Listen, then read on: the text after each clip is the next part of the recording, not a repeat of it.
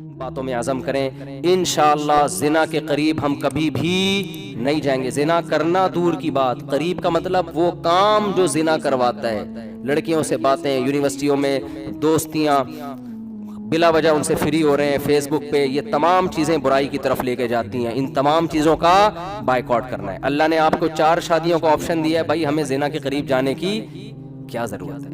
और अल्लाह मियाँ ने इसको आपको आज़ादी दी है, इसमें अब्बा भी रुकावट नहीं बन सकते। अब्बा रुकावट बनेंगे, अल्लाह कहते हैं मैंने इजाज़त दी, अब्बा को इजाज़त दी है रोकने की। अगर आप अपने खर्चे पे कर रहे हो, अब्बा 100 दफ़ा रोकें। हम तो अब्बा के हुकूक बहुत बयान करते हैं, लेकिन अब्बा के हुकूक की भी एक लिमिट है।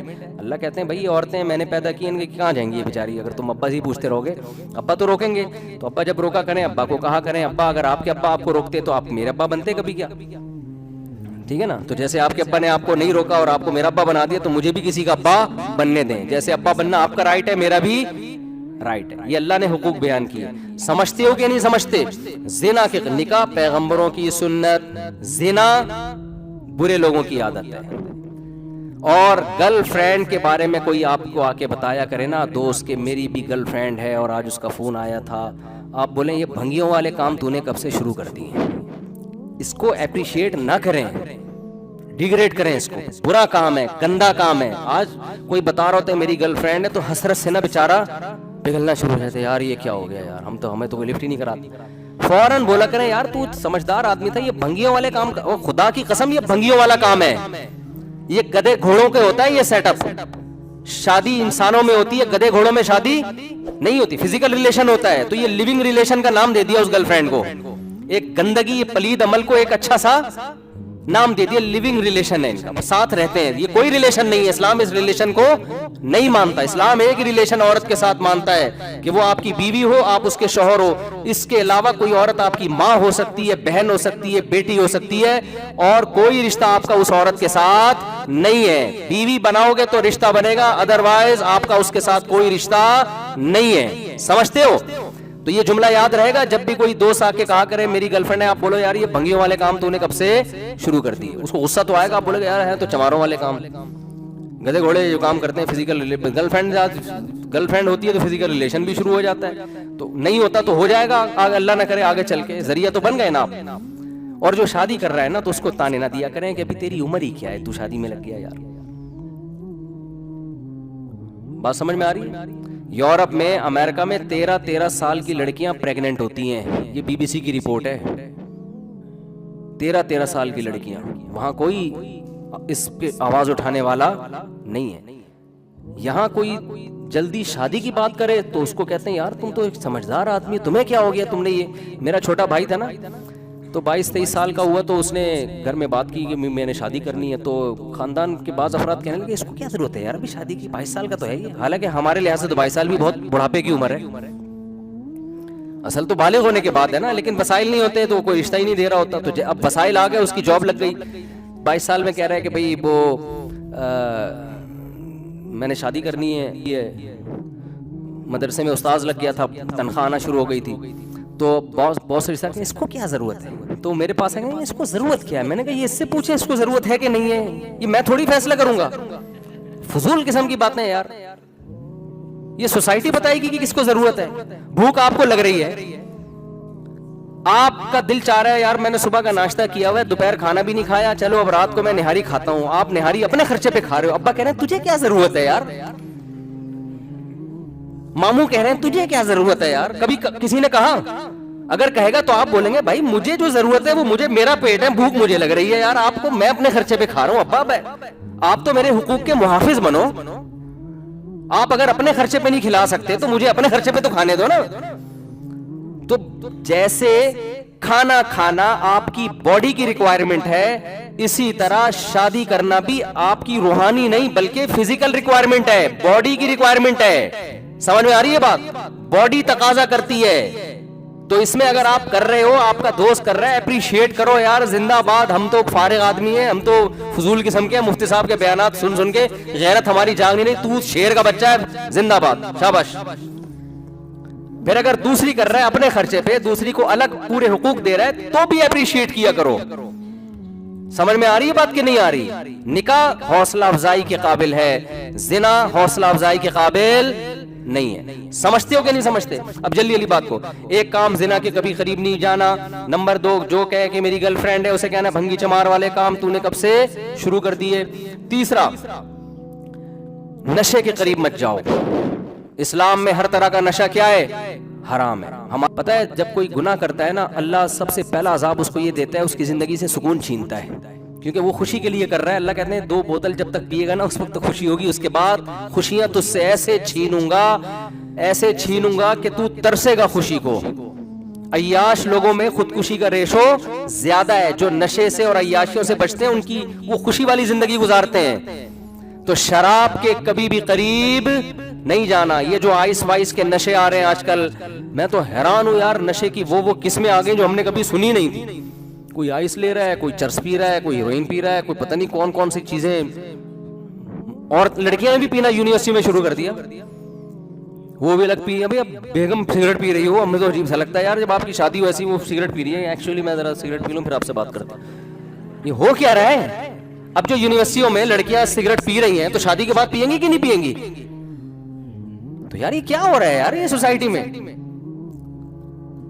तो भाई तौबा करो। गुटके वुटके खाने की चीज, कैंसर से मैंने अपने कई दोस्तों को मरते हुए देखा है, अपने बचपन के दोस्तों को जो गुटके खाते थे कैंसर से मरे। छोड़ो, हिम्मत करो, एक दफा जान छुड़ाओ इन चीजों से। और इंटरनेट पर बेहुदा चीजें मत देखो। और ये जो डॉक्टर कहते हैं ना, ये जो हाथ से अपनी ख्वाहिश पूरी करते हैं, मेडिकल साइंस कहती है कुछ नहीं होता, बिल्कुल 100% झूठ है। ये जो चीज नेचुरल नहीं है वो आपकी सेहत को यकीनन नुकसान पहुंचाएगी। मेडिकल साइंस बदलती रहती है। आज डॉक्टर कह रहे हैं इससे टेंशन खत्म हो जाती है। देखो लूत अलैहिस्सलाम की कौम लड़कों से बदफेली करती थी, मेडिकली कोई नुकसान था उनको? कोई डॉक्टर उस वक्त लैब में टेस्ट कर कह रहे वही खून है, कुछ भी नुकसान नहीं हुआ। भाई बड़ा नुकसान क्या हुआ उनको?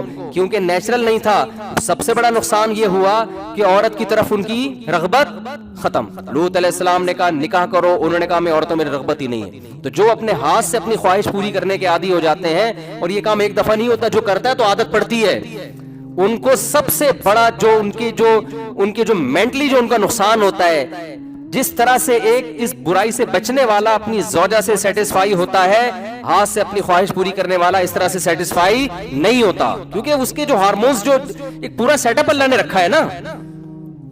देखो जब खाना सामने आता है, निहारी बन रही है, नींबू न खुशबू आती है, आपका मैदा एसिड छोड़ना शुरू करता है, उसके लिए तैयार होता है, फिर आप खाना निवाला बनाते हो, फिर मुंह में चबाते हो उसको खूब रगबत के साथ, फिर उसको पेट में उतारते हो। पूरा एक नेचुरल प्रोसेस है ना।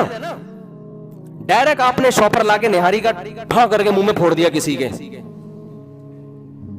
तो मेडिकली तो कुछ भी नहीं हो। डॉक्टर कहेंगे अभी भी वही कार्ब गया है, वही प्रोटीन गए हैं, मैदे में गए हैं। तो जब ये अमल होता चला जाएगा तो आहिस्ता आहिस्ता आपके मैदे की सेटिंग भी आउट होगी।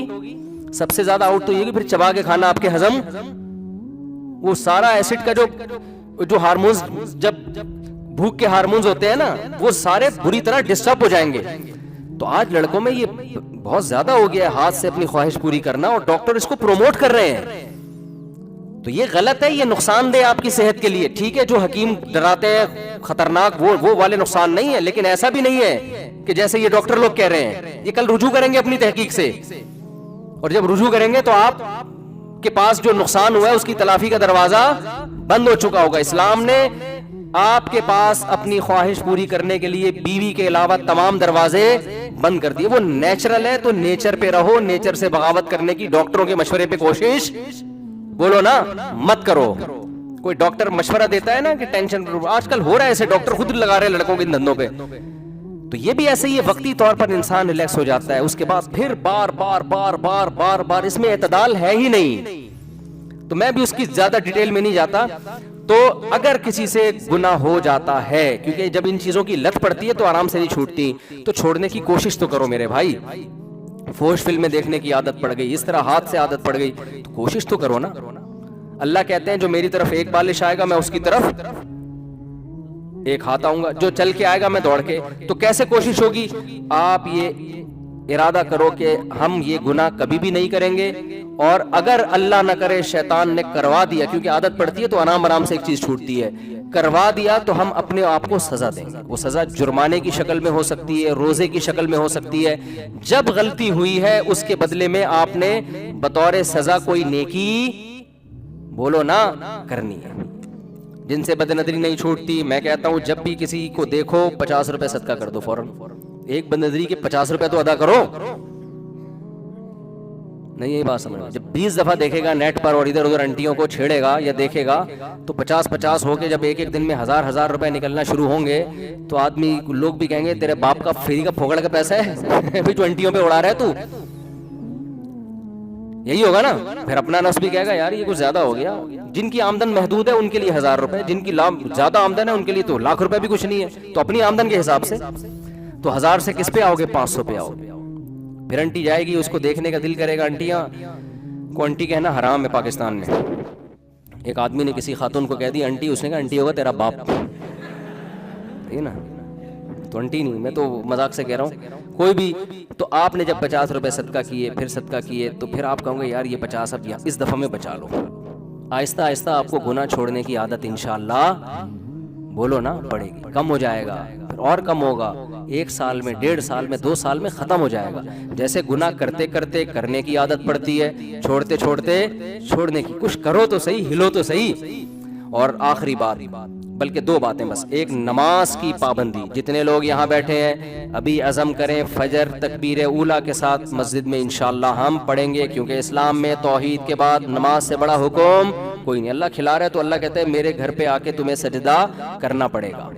कुछ लोग आते हैं, अल्लाह हर नमाज में ऐलान करवाते हैं हय्या अलस सलाह, आ जाओ, हय्या अलल फलाह, आ जाओ। ये ऐलानात हवा में तहलील होके ख़त्म हो रहे हैं। हम समझते हैं बस मौज़िन की ड्यूटी है। ओ भाई, ये अल्लाह क़यामत में हुज्जत तमाम करेगा कि जब से बालिग हुआ था ना, उस वक्त से लेके मौत तक तू अजान सुनता रहा है। मैं तुझे याद दिलाता रहा और तू सुन सुन के सुन हो गया था। तू समझते हो। और आखिरी बात, देखो रिश्तेदारी जोड़ने का इस्लाम में हुक्म है, तोड़ना जायज़ नहीं है। रिश्तेदारों में सबसे बड़ा हक वालिदैन का है। ये बड़ा ख़तरनाक रिश्ता है इस हवाले से कि अगर ये हक आपने ज़ाया किया तो बख्शिश के दरवाजे आप पर बंद हो जाएंगे। बूढ़े माँ बाप को बोझ मत समझो। बूढ़े माँ बाप को ये समझो कि अल्लाह ने जन्नत कमाने का बेहतरीन ऑप्शन दे दिया हमें। हदीस में आता है जिसको बूढ़े माँ बाप मिले और उसने खिदमत करके अपने गुनाह माफ नहीं करवाए और जन्नत को अपने ऊपर लाजिम नहीं किया, उस पर अल्लाह की लानत है। यानी इतना बेहतरीन ऑप्शन उसे जाया कर दिया। हमें ऐसे वाकयात गैर मुस्लिमों में सुनने को मिले हैं जहां जहालत होती है। मैं मानता हूं सब नहीं ऐसा करते। मैं गांव गया, वहां वाकया हुआ। मैं वो वाकया वीडियो में तो नहीं इस तरह से उस गांव का नाम लेके बयान कर सकता था। ऐसी चीजें में फिर बड़े मसाइल हो जाते हैं। अब तो किसी को क्या पता मैं किस गांव की बात कर रहा हूँ। माँ बाप बूढ़े हो गए, बूढ़ा बाप है, कई सालों से बिस्तर पे है, तो बच्चों ने खुद ही कोई जहर दे के मार दिया कि यार जान छूटे, किसी काम का तो है नहीं। ये हो रहा है सोसाइटी में। अब हम अल्हम्दुलिल्लाह मेजॉरिटी हमारे यहाँ ऐसी नहीं है, लेकिन आप अगर सर्वे करो तो पता नहीं। गोरों ने तो हल तलाश किया, बूढ़ा माँ बाप है, मारने की जरूरत नहीं है भाई, ओल्ड हाउस में जमा करा दो, गवर्नमेंट खुद ही पालेगी। तो आपने मेरे भाई क्या करना है, बूढ़े माँ बाप को बोझ बोलो ना, नहीं समझना। आपने ये सोचना है कि मेरे पास जन्नत कमाने का बेहतरीन ऑप्शन, क्योंकि मरने तो सबने जाना है यार, तो यही बेहतरीन है। समझते हो कि नहीं समझते? तो ये चंद बातें हैं जिस पर हमें अमल करना पड़ेगा। अगर हम अमल करेंगे इसका मतलब हम मानते हैं कि खरबूजा खुद पैदा नहीं होता, इसको किसी ने हमारे लिए बनाया। जब खरबूजे खाया करे ना, मैं खरबूजे की मिसाल इसलिए नहीं देता कि मैं खरबूजे शौक से खाता हूँ। खरबूजा बोलने में मज़ा बहुत आता है, आलू बोलो टमाटर बोलो मज़ा नहीं आता है। जो खरबूजे बोलने में मज़ा है ना, कुछ चीज़ों में प्रोनाउंसिएशन बड़ी मज़े की होती है, तो खरबूजा बोलने में मज़ा बहुत आता है, इसलिए मिसाल मैं खरबूजे की दे रहा होता हूँ। और देखने में भी बड़ा अच्छा लगता है ना, ऐसे तो फूल का गुप्पा हो जाता है, फिर काटो तो फिर वो इतने सारे बीज निकलते हैं उसमें। तो कोई भी चीज़ खाओ तो सोचो भाई ये किसने दी है, अल्लाह ने दी है। तो हमें उन नेमतों के बारे में सवाल होगा। अल्लाह ताला समझने की, अमल की तौफीक अता